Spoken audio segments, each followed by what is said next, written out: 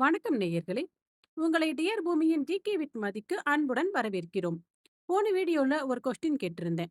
நாசாவின் 7வது மற்றும் இறுதி நில ஆய்வு விண்கலம் எதுன்னு? அதற்கான விடை சர்வேயர் 7. இன்று ஜனவரி 8. என்னென்ன முக்கிய நிகழ்வுகள் இருக்குன்னு பார்க்கலாம். முதலாவதா பூமி சுழற்சி தினம். இதை ஆங்கிலத்துல எர்த்ஸ் ரொட்டேஷன் டேன்னு சொல்லுவோம். எதுக்காக இந்த தினம் கொண்டாடப்படுதுன்னா 1851ஆம் ஆண்டு பிரெஞ்சு இயற்பியலாளர் லேயான் ஃபூக்கோ தன்னுடைய ஃபூக்கோ பெண்டுலம் சோதனை மூலம் பூமி தன்னுடைய அச்சில் சுழல்கிறது என்பதை நிரூபித்தார். அந்த நிரூபித்த நாளை நினைவு கூறும் வகையில் பூமி சுழற்சி தினம் கொண்டாடப்படுது. பூமி சுழல்றதுனால தான் நமக்கு பகலும் இரவும் ஏற்படுது. இதற்கு 24 மணி நேரம் ஆகும். இதுதான் நம்ம ஒரு நாள்னு சொல்றோம். இன்னொரு விஷயம் தெரியுமா நேயர்களே? சமீப காலமா பூமியின் சுழற்சி வேகம் அதிகரித்து வருது. வேகம் மாறுவது குறித்து சமீபத்திய அறிவியல் ஆய்வுகள் சொல்லுது. அடுத்ததா நம்ம பார்க்க போறது தேசிய கோழியை அணைத்தல் தினம். ஆங்கிலத்துல நேஷனல் ஹக் யுவர் சிக்கன் டேன்னு சொல்லுவோம்.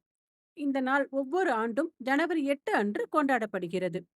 கோழிகளையும் மற்ற செல்ல பிராணிகளைப் போல அன்புடன் அணைத்து அதன் அழகை உணர்வதற்காக உருவாக்கப்பட்டது.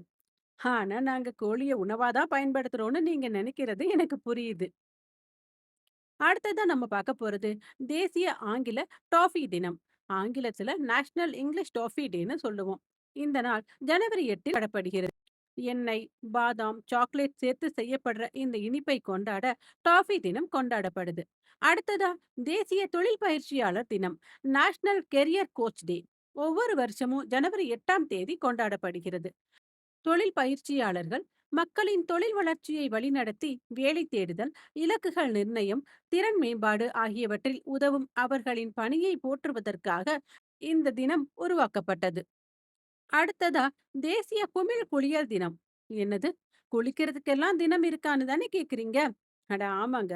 ஆங்கிலத்துல நேஷனல் பபிள் பாத் டேன்னு சொல்லுவோம். நீர் சூடா இருக்கணும். குமிழ்கள் நிறைஞ்சு இருக்கணும்.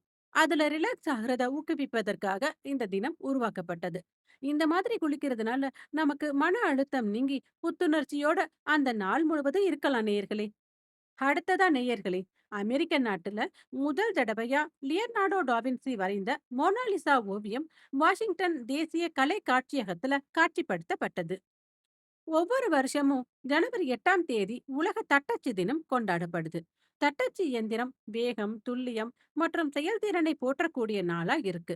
தட்டச்சு பொறிகளின் பரிணாம வளர்ச்சியை ஊக்குவிக்கும் நாளா ஜனவரி 8 இருக்கு.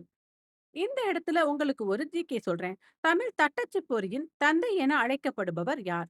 விடை ஆர் முத்தையா. அடுத்ததா குயின் மேரி 2 உலகின் மிக பிரபலமான ஆடம்பர கப்பல்கள்ல ஒன்று. இந்த கப்பல் ஓஷன் லைனர் ஆகும். ஓஷன் லைனர்னா என்னன்னு தானே கேக்குறீங்க? அது கடல் பயண கப்பல். இந்த கப்பல் பிரான்ஸ் நாட்டால கட்டப்பட்டது. கடல்ல எவ்வளவு மோசமான நிலைகள் வந்தாலும் அதை தாங்கும் வகையில வடிவமைக்கப்பட்டது.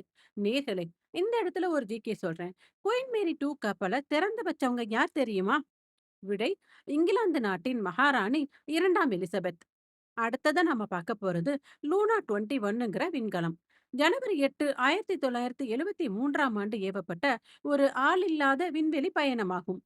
லூனா 21 நிலவோட 39 கிலோமீட்டருக்கு மேல பயணம் செஞ்சது. ஒரு நீண்ட கால உலக சாதனையா இருந்துச்சு. இந்த லூனா 21ன் முக்கியமான நோக்கமே நிலவில் இறங்கி நிலவோட மேற்பரப்ப ஆராய்ச்சி செய்யறதுதான். சரி நேயர்களே, இப்ப குவிஸ் டைம் வந்தாச்சு. லூனா 21 வெற்றிகரமாக விண்ணில் செலுத்திய நாடு எது? விடைய கமெண்ட்ல சொல்லுங்க. உங்களுக்கு என்னுடைய தகவல்கள் பிடிச்சிருந்துச்சுன்னா டியர் பூமி சேனலை லைக் பண்ணுங்க. உங்க ஃப்ரெண்ட்ஸ் அண்ட் ரிலேட்டிவ்ஸ் கூட இந்த வீடியோவை ஷேர் பண்ணிக்கோங்க. மறக்காம சப்ஸ்கிரைப் பண்ணுங்க. அப்பதான் நாங்க போடுற வீடியோஸோட நோட்டிபிகேஷன் உங்களுக்கு தவறாமல் வந்து கிடைக்கும். தமிழுக்கு டியர் தமிழ் சேனலை சப்ஸ்கிரைப் பண்ணிக்கோங்க. இன்ஸ்டாகிராம்ல டியர் எர்த் பேஜ் ஃபாலோ பண்ணுங்க. நன்றி நேயர்களே.